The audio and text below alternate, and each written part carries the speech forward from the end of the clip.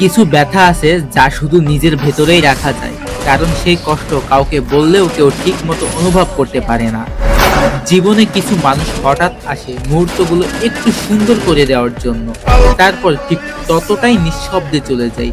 আমি হয়তো মানুষটা একটু অন্যরকম, নিজের দুঃখ, নিজের ব্যথা, নিজের অভিমান কাউকে বোঝাতেই পারি না, আর মুখ ফুটে বলার সাহসটাও হয় না।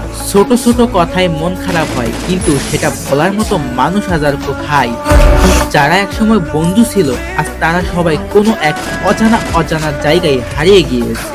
প্রয়োজনে তাদের পাশে পায় না, এমনকি তাদের ছায়াটাও থাকে না। স্বার্থের এই দুনিয়ায় অবহেলাই যেন সম্পর্কের নতুন নিয়ম। প্রকৃত বন্ধুর মতো কাউকে কখনো পাইনি, যার কাছে নিজের সব কথা খুলে বলতে পারি। সবার কষ্ট শুনেছি, কিন্তু নিজের কষ্টটাই নিজের ভেতরেই রয়ে গেছে।